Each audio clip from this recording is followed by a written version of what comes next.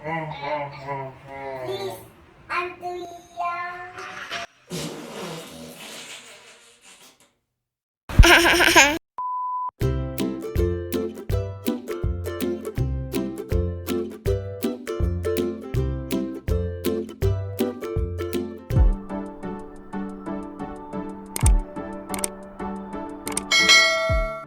Hey guys, today we're gonna teach you how to play the domino game. Dominoes is a tile-based game played with rectangular tiles. Each tile has a line in the middle and each end is marked with a certain number of dots or is left blank. The dots are also called pips, nips, or dobs. The back of every domino is always the same and each set can have their own unique design.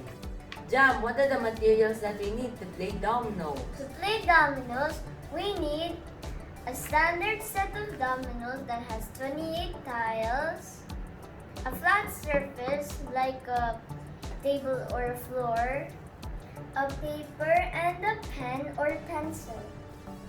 Let's play basic dominoes. When playing basic dominoes, you need 2 to 4 players. For 2 players, each player gets 7 dominoes. For 3 to 4 players, each player needs 5 dominoes.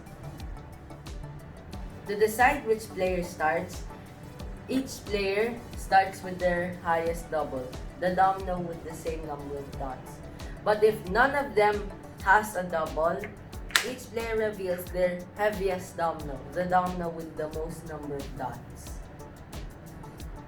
The person with the highest double or the person with the heaviest domino gets to go first. Players must match the domino on one end of the played domino. Just like that. If you have a double, play it as soon as you can. Doubles create more opportunities to play on the board. Just place it like this.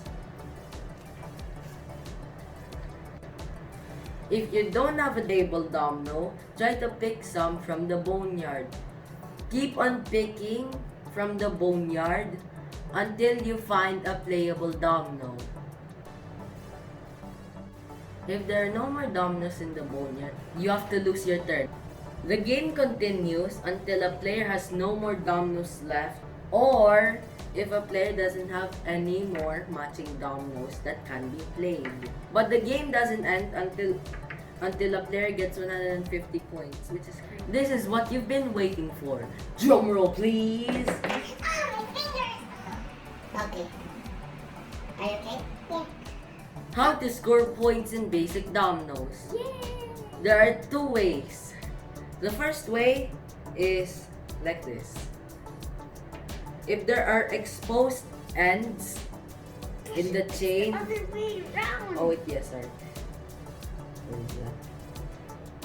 The exposed points in the chain of the dominoes, add it up and round it off to the nearest multiple of 5. Oh. So, 6 plus 2 plus 3, 11. So, we'll round it off to 10. The second way to earn points in basic dominoes is when you have no more dominoes left, or the second option, when you have no more matching dominoes to be played. And if your opponent still has some left, example, I got 6 plus 3 plus 5, which is equivalent to 14. And I got 6 plus 6 plus 3 plus 5, equivalent to 20. The person with the lowest number gets the total of both players. For example, I got Jamila's 20 points, plus 14 equivalent to 34. Jamila gets no extra points from this round. Let's try playing the game.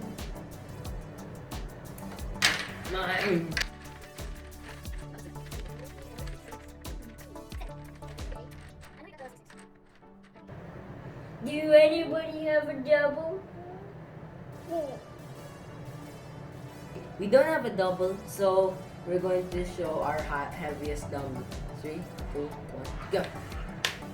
Jemima gets to go first. Wrong. 10 points, I guess. Please up again, just go.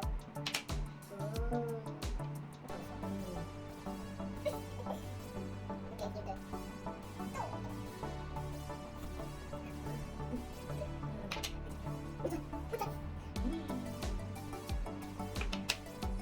Black. I don't know.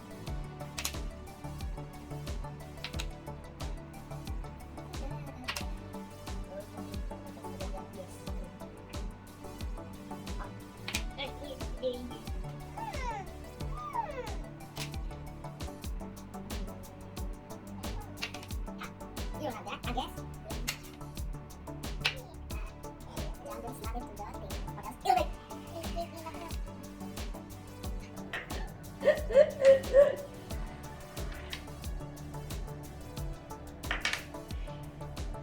Yeah. Ah, I win. Show me this. You add it up. 4, 2, 4, 8, 9, 2, 3, 4, 5, 15. Whoa, 15? Beloved cameraman, please show us our scores. Let's see. Oh, I got 65. I got 65. You got 55. Just like I'm 10 points more better. Haha. Lol. How Jemima nice. I hope you enjoyed our video. If you did, ouch, smash like. Don't forget to leave a comment down in the comment section below. If you're new to the channel, subscribe! And don't forget to hit the notification bell, and that actually hurt, so that you'll get notified with every new upload. Stop hitting your hand. See you next time. Bye! My face still hurts.